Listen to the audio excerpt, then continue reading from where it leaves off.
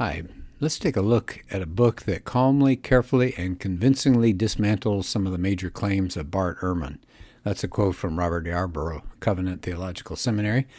This is Gary Zacharias. We're looking at a book this time called Truth in a Culture of Doubt. Kostenberger and Bach and Chatraw are the authors. This is the second time I'm taking a look at it. We talked about God and the problem of evil before. This one, I find this fascinating because I love history and I love documents and all, being an English major. And this is Chapter 5, Are Many New Testament Documents Forged? And so here are some of the claims that they're going to tackle in this chapter. One is the New Testament Gospels are not historically reliable, and they're actually comparable to other quote-unquote heretical Gospels because they really weren't written by Jesus' companions. Here's another charge. The first disciples were illiterate, and so they couldn't have written parts of the New Testament that were attributed to them. Here's a third claim. Many of the New Testament books weren't written by the authors to whom they were ascribed. They were forged. Well, that's a strong term, huh? They were forged. Number 4, other forms of Christianity are represented in other writings, and they have just as valid a claim to Christianity as those 27 books that we think of as the current New Testament. And then number 5, the other charge is the proto-Orthodox. That's what they put in parentheses and quotation marks. The proto-Orthodox used the canon as a weapon to impose their own brand of theology on all forms of Christianity. And then they succeeded by the 4th century because you had a powerful church. So there we go. Those are the charges. And those are pretty serious charges, aren't they? So guess who's going to be in this chapter? Well, you already met the man in that comment by Yarborough. It says trying to dismantle the claims of Bart Ehrman. And I'm sure you know something about Bart Ehrman. He's written books that have become extremely popular, and he's a skeptic about Christianity and a skeptic about the Gospels. So here's a passage by Bart Ehrman. He wrote this in 2009. So he says, talking about the Gospels, why are they different from each other? He says they weren't written by Jesus' companion or by companions. They were written decades later by people who didn't know Jesus, who lived in a different country or different countries from Jesus. They didn't know each other, and they had different sources of information, and they modified their stories on the basis of their own understanding of who Jesus was. Wow, that's a pretty hopeless picture, isn't it? But you know, that was Ehrman in 2009. The authors also reference a book by Ehrman in 2011, just 2 years after that previous quote, and here's what he has to say. If historians want to know what Jesus said and did, they're more or less constrained to use the New Testament Gospels as their principal sources. It says the Gospel accounts outside the New Testament tend to be later and legendary, of considerable interest in and of themselves, but little use to the historian interested in knowing what happened during Jesus' lifetime. The only real sources available to the historian interested in the life of Jesus are the New Testament Gospels. Isn't that interesting? That's a contradiction to what he said before, that you really can't know much about Jesus at all from the original Gospels. And here they said, yeah, you're going to get the clearest information about Jesus from the Gospels. So Ehrman starts out by saying that there was forgery going on in the 1st century, even more so than today. But it says, if you look at these two illustrations from his works, it says his unwarranted skepticism is there. He cries forgery when there are a lot of other more likely explanations that are available. And these authors point out that the early church was extremely careful about what it put in the canon and was on the lookout for forgeries. They weren't stupid. They weren't naive. They knew what forgeries looked like, and they were very careful about them. Says, we're talking about Ehrman again here. It says, according to Ehrman, Jesus' disciples were illiterate. They were backwoods peasants. The writing wasn't done by Jesus' disciples or their associates. A lot of it was forged. And so let's go through those claims and see if Ehrman's challenges hold up or not. How about the beginning here? The New Testament Gospels aren't reliable, and they're a lot like other heretical Gospels. They were not written by Jesus' companions. So there you got a lot of distrust that's built up. But they said, Ehrman's argument has a lot of problems. First, he fails to explain why if the church in the later, like 4th century or so, if they want to use these early church figures to gain acceptance for their documents, why would they choose Matthew, Mark, and Luke? They were obscure figures in early Christianity. If you're just going to make up names, why wouldn't you do somebody besides Matthew, Mark, and Luke? Why didn't you pick the big names, maybe a Peter or Andrew or somebody like that? But no, they picked pretty obscure figures. Secondly, they said, it's wrong to suppose that a person that has a vested interest is going to be an unreliable witness. I mean, that's really what Ehrman's getting at. Greek and Roman historians thought that the ideal witnesses were people who were participants in an event. Then they could use their own experiences to interpret, rather than just being dispassionate observers. They also say Ehrman fails to grapple with important contributions in recent scholarship, which challenge the idea that there were not eyewitnesses that wrote the Gospels. And they mentioned one book, and I've got this book, and it's really powerful. It's Richard Bauckham's book called Jesus and the Eyewitnesses. It has a lot of evidence that these 4 Gospels that we have today, Matthew, Mark, Luke, and John, were based on eyewitness testimony, and you can trust them. So I'm not going to get into that today. I've done a podcast on Bauckham's book in the past. It's an amazing book. It's a little heavy going in spots, but he just overwhelms the reader with a lot of evidence that, look at the title, Jesus and the Eyewitnesses. They were written by eyewitnesses. Bauckam, for example, he argues that this current picture, this critical picture we have, is unlikely because the eyewitnesses were alive and active in the early church until after the Gospels were written. So they would have been guardians of the tradition. If they'd heard something that didn't happen and wasn't true, they could have put an end to it. So what does Bauckam say? Well, for example, he says historians relied as much as they could during this time period on eyewitness testimony. In the Gospels, why do they have 4 different perspectives? Because 4 different authors experienced events differently, or they utilized their sources differently.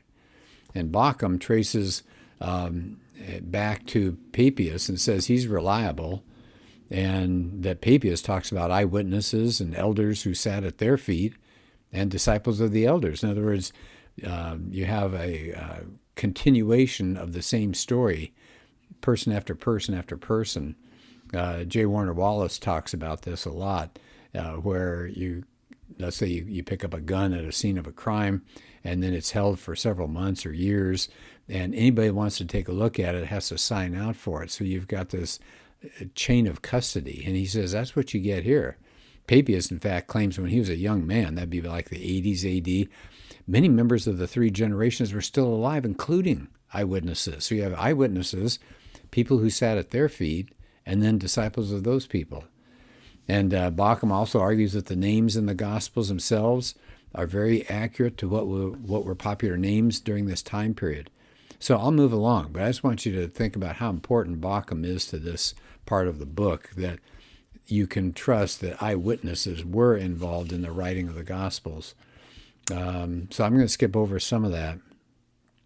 We'll skip over Bauckam. A lot of stuff here on Bauckam. But anyway, it says Ehrman never engages or even footnotes these kinds of arguments that Bauckam talks about concerning eyewitness testimony.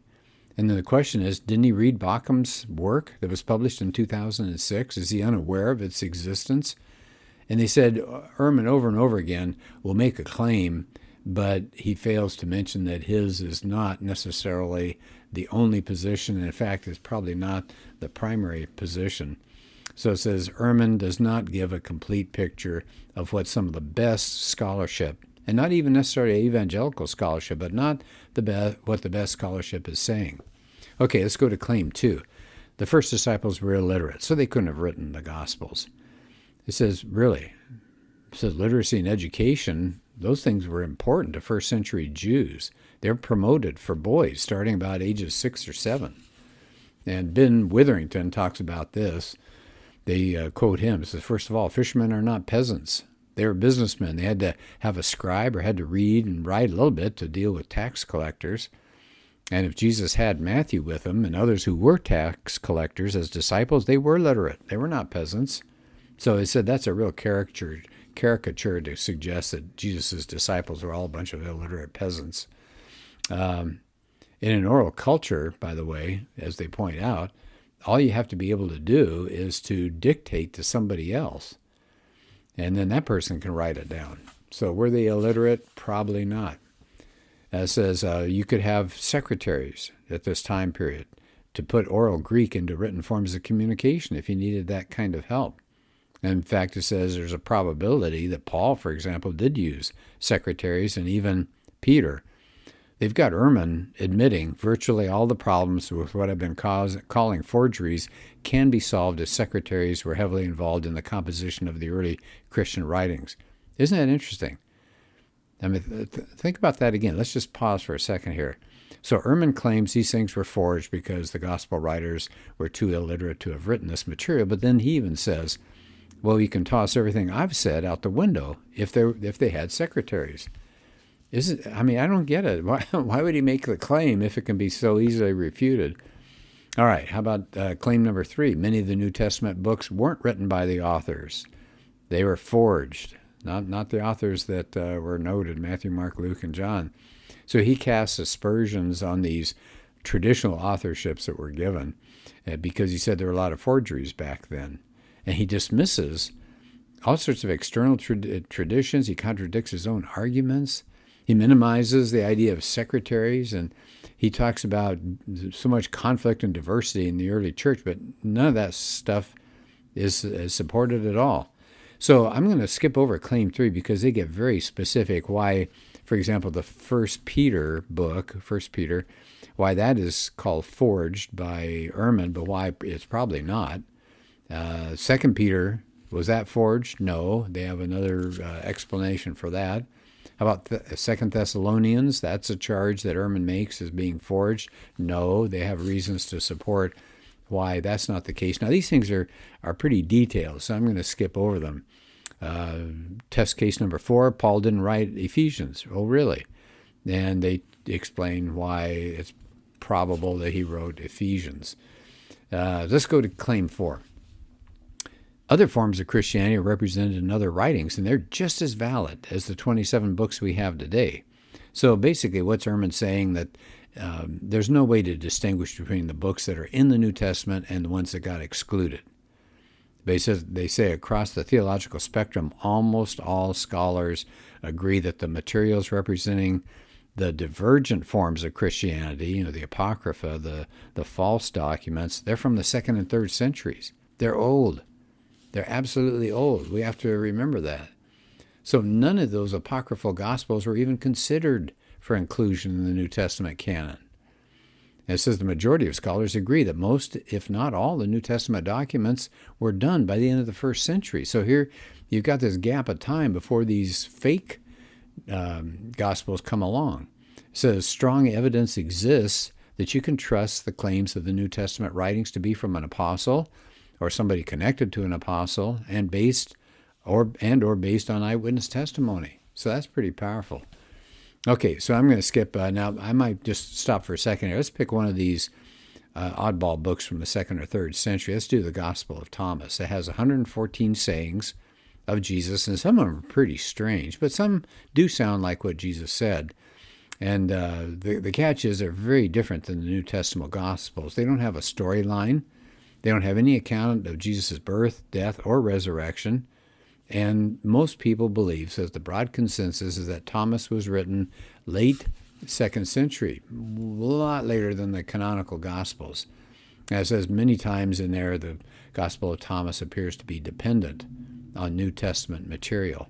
So he goes through, there are 3 authors here, they go through several of these Gospels and show you why you can pretty well bet that they have nothing to do with the life of Jesus written so late. Here's claim number 5, that the ones who are going to be the orthodox, the ones who are going to run the church later, use the canon as a weapon to impose their own brand of theology, and finally succeeded in the 4th century. So they said, Ehrman leaves the wrong impression with readers, suggesting that the Christian canon is just a political tool. It was a kind of a power grab by the people in charge. And it says, actually, the main thrust of the canon was recognized way before Orthodox Christians got any kind of political power. It said if you take, for example, the Muratorian canon, which was written around 180 A.D., it's got a list of the books. And it said there were a couple of debates regarding 2 Peter, 2nd and 3rd John, James, and Jude, but the core was really well established by the middle of the 2nd century. It says church leaders, early church leaders like Irenaeus. He says Matthew, Mark, Luke, and John, they were included, and that was all. That was the only 4 that were included for the Gospels. And they quote one person here, John Barton, who says, astonishing early. The great central core of the present New Testament was already being treated as the main authoritative source for Christians. There's little to suggest there were any serious controversies about the synoptics, that'd be Matthew, Mark, Luke, John, or any of the major letters of Paul. So there we go. Ehrman's got it wrong there. So way earlier than the 4th century, the church did limit the canon to books from the apostolic time. So as a summary, they point out that 27 book to New Testament, that canon, getting it universally recognized was a lengthy process, but it wasn't a weapon used by the church to stamp out legitimate diversity. That's not true at all. So that's pretty much the end of the chapter, and I will end at this point. But a powerful book. It goes into depth that you and I might not know enough about, so it's really helpful that way. These are good authors, and they have a lot of good things to say about why we can trust the Bible, especially the New Testament, and especially the Gospels, more so than a guy like Ehrman would lead you to believe. So Ehrman's a good scholar, and he will say a lot of truthful things, and then he won't lie, but he'll leave out a lot of evidence that would challenge his perspective. So I hope you got something out of that, and thank you. Let's do another podcast soon.